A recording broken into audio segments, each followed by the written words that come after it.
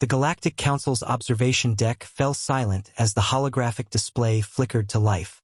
Ambassador Vexayar's 4 eyes blinked in sequence, a nervous habit his species developed over millennia of peaceful existence.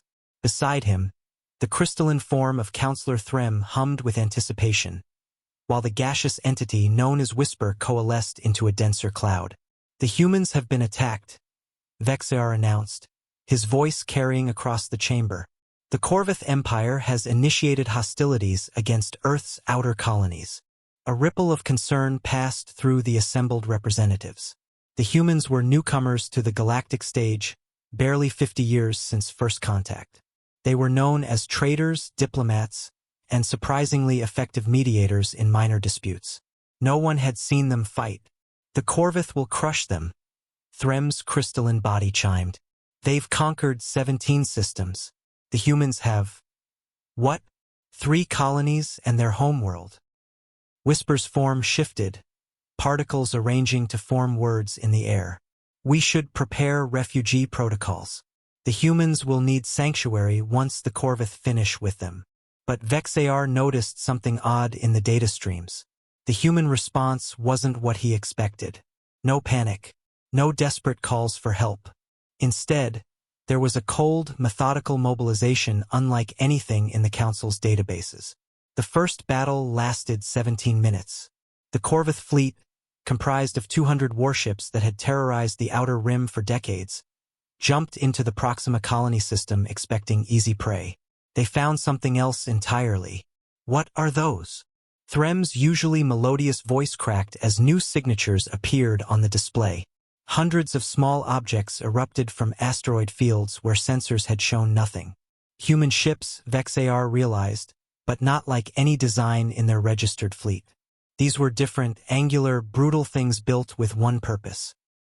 The human vessels didn't engage in the elaborate dance of shield modulation and energy management that defines civilized warfare. They simply attacked.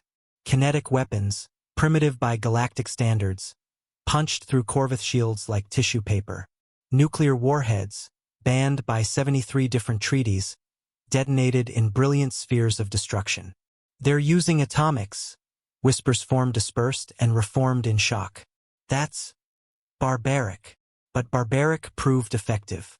The Corvith fleet, for all its technological superiority, wasn't prepared for an enemy that fought without rules. Human ships rammed larger vessels when their weapons depleted.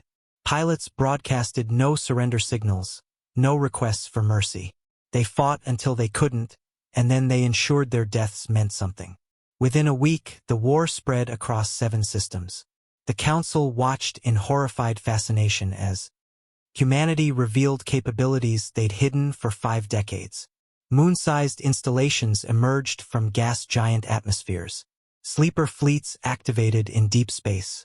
Earth's peaceful merchant vessels shed their facades, revealing warships underneath. "They've been preparing," Vexayar whispered.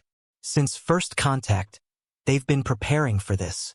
The turning point came at the Battle of Kepler's Sorrow. The Corvith had gathered their grand fleet, over 1,000 ships strong.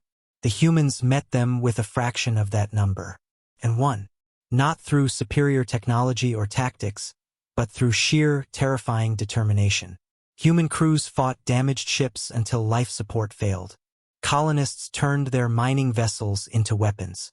Children who had never known war volunteered for suicide runs. The Council watched a species transform before their eyes.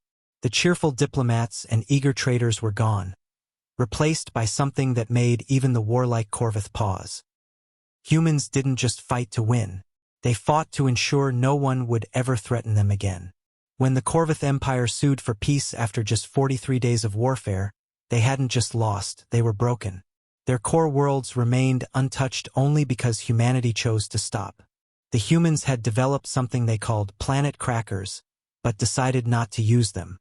"We could have ended them," Earth's military representative told the Council during the peace negotiations. "Every last one. But we're not monsters. We simply want to be left alone." The galaxy learned something that day. Humans weren't peaceful because they couldn't fight. They were peaceful because they chose to be. And when that choice was taken from them, They revealed why they were the only sapient species from a world where evolution itself was a constant war. Vexayar never slept properly again. None of them did.